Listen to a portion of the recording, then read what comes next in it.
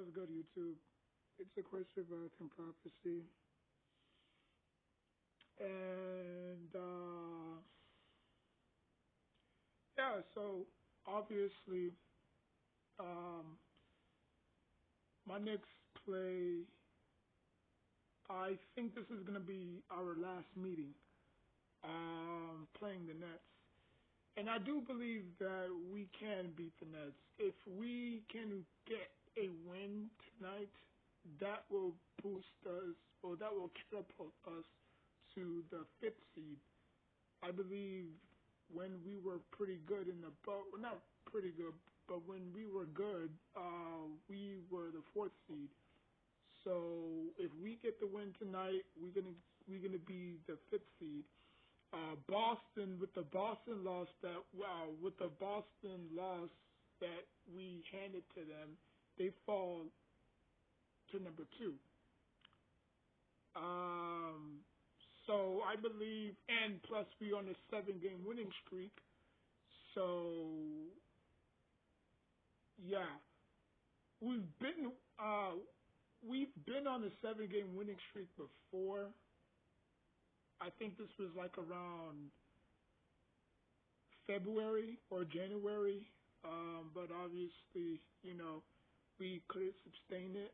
But that would be great if we could win at least 14, 15 in a row, just like how, Milwaukee has. But it's going to be a tough stretch. After the Nets, we face Miami Heat, and then we face the Celtics again. I don't think those 2 games are going to be easy. Um, Switching to the Suns. Okay, so KD's gonna have his first game against the tanking Hornets. Um, I don't expect a lot out of him. You know, I think KD. Um, I think chemistry is going to be an issue because there's just only one ball. Um, and I think the way Aiden is going to have to be fed, Booker is going to have to be fed, Chris Paul, Chris Paul's job is to distribute the ball as much as possible. He might have 18, 17 assists almost every single game. He don't really care about scoring that much.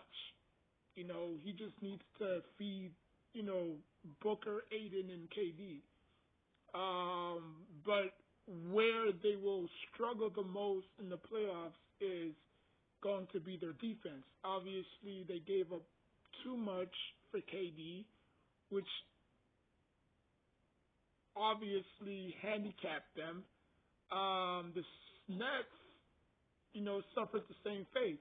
You know what I'm saying? They gave up way too much to get KD. Now, obviously, KD signed. I think it was a sign. I don't think Brooklyn had to give up anything to get KD when he wanted to go to Brooklyn because he had two choices. It was either my Knicks or the Nets. So he chose the Nets. And I'm glad he chose the Nets. When everybody was saying, "Oh my God, we lost on," or we didn't get, KD or Kyrie, because remember we had this 72. No, we had a 74. We had a $74 million cap room, which was enough to sign both of them. Um, which I understand Zion. We had no control over that draft. You know, um, so with the pieces that we have, plus AD and Kyrie, that would have we would have probably been second favorites over the Bucks and the Milwaukee Bucks. I mean, over the Milwaukee Bucks and the Heat, and we would be on top of some other teams. Um, but I think the way this roster is structured by the Suns with no defense at all. I'm not saying no defense because I think Aiden averages at least 3 to 4 blocks a game. I think Chris Paul can give you at least 3 to 4 steals a game. And all KD and Booker got to do is just score. If they can somehow do that, then I could see them probably going deep. But they're gonna have to sacrifice a lot. They sacrificed a lot to get KD, and once you do that, it puts you in it puts you in the bundle. Because KD can. I'm not saying the only thing KD can do is score. If he's willing to defend, he's a willing defender. It's not like he's gonna not, defend. You know, but when it comes to the playoffs, it's going to get ugly. He's gonna be or not he specifically, but the Suns are gonna be in difficult matchups. Depending on where they're seeding. So I predict the Suns are probably going to go on a 13-game winning streak. I think they need to get somewhere around the 40 to 50 range wins in order to grab that first or second or third seed. So they're going to need to put a lot of wins together. And this is going to be KD's first game back since his injury in Brooklyn. And I expect him to be rusty. I expect him to miss a lot of shots. But then again, he's facing, the Hornets. So, they're still going to go out there and fight. Just because the Hornets is tanking, that doesn't mean that, oh my God, KD is playing like, oh my God, how are we going to. Like, they still going to have to go out there and fight, and make it competitive. You know what I'm saying? But,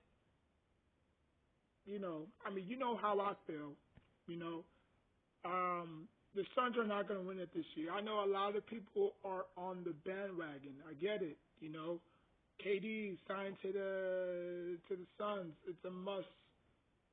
It's a guaranteed championship, right? Like we said that like years ago. I remember 3 years ago I said the exact same thing against the Nets when they had Kyrie, KD, and Irving. Like at the end of the day, you're gonna need defense to hold these players and teams accountable. If you don't have defense in the playoffs, you're not going far. You're not. Look at the teams that have gone far in recent memories. The Heat had defense. The Pistons had defense. The Lakers had defense. The Cavaliers had somewhat of defense. The Spurs had defense. The Mavericks had depth. And they had decent role players and defense. You need to have defense in the playoffs. You cannot go into any game and think you're going to outscore them 80 points. Because we've seen leads blown, or we've seen double-digit leads cut in half, or they come back and, just because, the only reason why they came back is because they have no defensive perimeter, and you need defense. You need them. And if I'm black, I need the camera. I need to find some way to make it clear. Because every time I come on here, it's always dark. So after this, I'm gonna try to find a way to make it clear so you can see my face. Because my phone is charging. But the Suns are gonna have to play defense. That's just point blank period. The regular season is gonna slide because obviously teams are saving their energy come playoff times. Because now it's all about seedings. Now it's all about seedings now. You know what I'm saying? You're gonna have to win the games that you have to win, just like the Lakers. Without LeBron, we don't know how many games LeBron is gonna be out, and The Lakers are 5-24 without LeBron. With LeBron, the Lakers are 25-16, something like that. So AD is gonna have to put his Superman cape on and deliver. And we have seen him deliver before without LeBron James off the court. But he can. But can he do that consistently every single night? You know, can he do that every single night consistently? That's the thing. So, yeah. So we should beat Brooklyn, man. We should beat Brooklyn. We beat Brooklyn on my birthday. We beat Brooklyn the day before because I believe we faced them 3 times. We faced them in January. We faced them on my birthday, and we facing them today. And I hear that they're shutting Ben Simmons down so they can trade him in the off season or in the summer. They're gonna trade him. So the Nets are in the full rebuild mode, not tanking mode, but they are in the full rebuilding mode. You know what I'm saying? So that's all I have right now. I'm super proud of my Knicks. You know, um, you know, Julius Randle to me is slowly.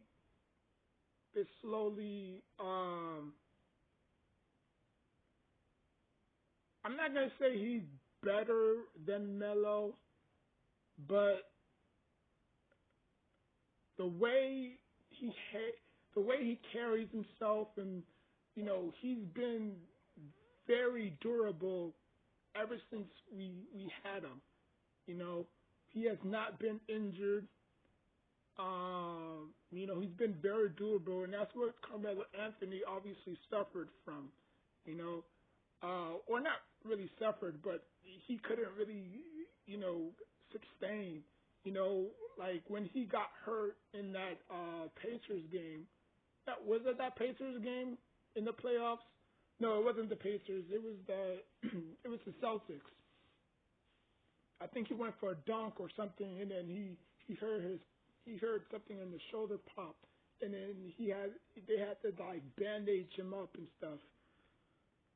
So he wasn't really effective in that Indiana series. You know what I'm saying? In that Indiana series, they just picked us apart. J.R. Smith disappeared. Obviously, Stoudemire with his hand, with his extinguisher. We just fell apart in that series, and obviously, with Julius Randle, what happened against the Hawks, it was his first playoff performance in a long time. You know what I'm saying? Because when he left LA, he went to the he went to the Pelicans. He didn't really see much success there, even though he had Kobe under his wing. He went to the Pelicans, didn't see much there. So we said, you know what? We might as well just grab Randall for like a 2-year deal. You know what I'm saying? Team or players option, see what we can get from him.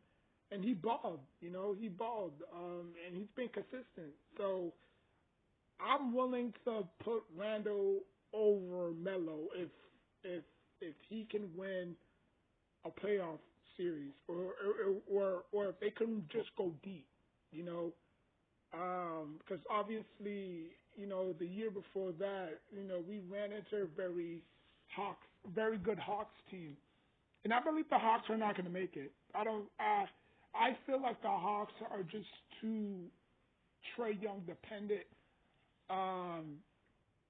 so I don't think they're going to make it. In other news, so the Clippers are 0-4 ever since they got Russell Westbrook. And I told everybody, is Russell Westbrook a good fit? Is he a good fit? John Wall wasn't a great fit. They let go of Reggie Jackson. Why? I don't know. You're not going to get much from Russell Westbrook outside of his athleticism. I mean, he could knock down a couple of threes here and there. I think this was like a bad move. but but but same thing for Luca and Kyrie. They're 1-4 ever since Kyrie got there. Now again, people have to understand you have to give them time. You have to give them time to gel. You There's no other way around it. If this was like preseason and they was trying to, get their groove on and, trying to, get, acclimated with, their players and stuff, you know, then I would have probably understand. But they did this in the middle of or they did this in the second half of the season. So they don't have time to gel because obviously they have practice almost, in between practices. So, or scrimmage as you could say. But I mean, like I said, man, there's only one ball that's going around. Luca is gonna have to get comfortable with Kyrie, and Westbrook is gonna have to learn how to play with Paul George. Well, not Paul George because he's played with Paul George before in OKC. He's gonna have to get used to playing with Kawhi Leonard, you know. And again, the Clippers are very deep. The Clippers are very deep, but they are missing something. Something isn't there. Something isn't there quite yet, and I don't know what. And the Clippers are my favorite to win it. If it's not the Clippers, it's the Boston Celtics to win it all. Those are the only two teams I see winning. I think Brooklyn is probably going to go out in the first round. They're probably going to get swept again. I don't know, man. These playoffs, the one thing about the NBA, man, it never fails to deliver. It never does, you know. When I was looking, when actually not looking, but when I was watching the Super Bowl, it wasn't good. It really wasn't. It was just a whole bunch of fireworks. You know, it reminded me of TCU versus Georgia. You know, it was just a mismatch. Not really a mismatch, but obviously one game was very entertaining while the other game was just a straight out blowout. I would rather have Alabama versus Georgia all over again. You know, at least Alabama would have some fight. I don't think Alabama would have gone down the way TCU went down like that. But, you know, it is what it is. But, you know, looking at the Super Bowl, it was very disappointing, you know. Not really disappointing, but, you know, you would have thought that at least they would have had, you know, a defining moment or something like that. But anyways, this is not about the Super Bowl. But yeah, man, I think we can win tonight. I really do. Now, I don't know if hold on, let me check my tablet right here. I have two tablets now. I could have had three, but obviously, rest in peace to my old tablet. It was a Samsung. This right here is a Fire 8, and this right here is it's called BKN Android. It's a BKN Android. I'm watching our First Take right now. Perkins and Skip. I mean not Skip. Perkins and Stephen A. Smith is debating whether or not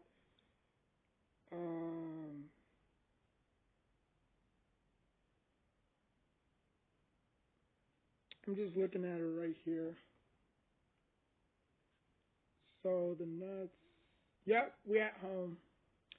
The Nets are 34-27, and the Knicks are 36-27. So we're on the 7-game winning streak. We're 24th in field goal. We're 32nd in 3-point percentage. We're 10th in points, and we're 3rd in rebounding. We average 47.0 RPG. We scored 115 points per game. We're not good at field goals at all, and we're not good at shooting from deep. Um, but yes, we are we on a three no we on a 7 game winning streak. So this month of March, as you can see by the schedule, we're at home against Brooklyn. That should be a W. After that, Friday we at Miami. Sunday we at Boston. So I believe, let me see, and then after that we at home against Charlotte. That should be the win. Sacramento, we at the Clippers. We at LA. We at Portland. And then we at home against Denver. We at home against Minnesota. We at home against. No, we not at home. We are on the road against Miami, and then after that we on the road to Orlando. So that's probably like a short trip because Miami and Orlando is like 3 hours. I might probably go to that Orlando game. Is that 7 o'clock? And that's on a Thursday. I don't know. I might probably go to that Orlando game. Miami or Orlando, either one. And then after that, we at excuse me, we at home against Houston, and then after that, we wrap up a 3 game trip or a 3 game series against Miami. We face Miami on the 3rd, the 22nd, and the 29th. And then we at home against Cleveland on March 31st. So looking at our schedule, looking at the month of March, I could see us winning against Brooklyn. Facing Miami 3 times is not going to be easy at all. But I believe we can at least win at home. I think we're gonna lose both games on the road to Miami. Boston, I believe we're gonna lose that game. Charlotte, we should win that game. Not should, we will win that game. Sacramento is a very good team. I believe we'll lose that game. Clippers will lose. Lakers will win. Portland will win. Denver will win. I'm not scared of Denver. Minnesota will win. Miami will lose. Orlando will win. Houston will win. Miami will win, and then Cleveland will win. So I have this winning 1, 2, 3, 4, 5, 6, 7, 8, 9, 10. I have us winning 10 games in the month of March. So there you have it. And then if you want to look at the Lakers' schedule, they're ninth in field goal. They're 26th in points. They're fifth in points scored, and their total rebounds is fifth. So they're not a bad team. I mean, look at that. The Lakers are not a bad team at all. They only struggle shooting. No, 3-point. They're not a good 3-point shooting team. But other than that, they're pretty darn good on almost every category. You would say that like you would say like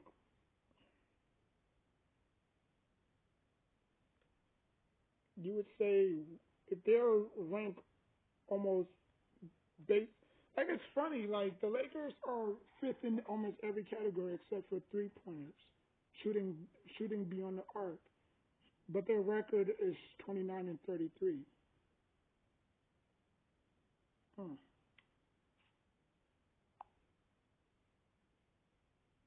Very interesting. And if you look at their schedule, with LeBron James out, we don't know how this team is going to react. but we don't know how this team is going to bounce back. So they're at OKC, they're at home against Minnesota, at home against Golden State. They face the they face the Grizzlies again at home. They at home against Toronto. They at home against the Knicks. They on the road against the Pelicans. They on the road against Houston versus Dallas. At home against Dallas. At home against Magic. At home against Suns. At home against OKC. At home against Chicago. At Chicago, and then at Minnesota. So, Jesus. Oh man. Okay, I can see us. I can see the Lakers. Dang, this is gonna be a hard. This is gonna be a hard stretch. I'm not even gonna lie. Even OKC is playing pretty good. Toronto's playing pretty good. If Zion Williamson is playing on the 14th, then I could probably see that's an L. Y'all could probably get Houston. Orlando, y'all could probably beat. Y'all face OKC twice. Y'all face Memphis twice. Y'all face Chicago twice. Y'all not, unless Curry plays, but I mean, I don't know, man. Y'all need to get some wins. Y'all gonna need every single win impossible starting tonight. So there you have it, man. Like, comment, subscribe. I just wanted to get this NBA news off my chest. So yeah.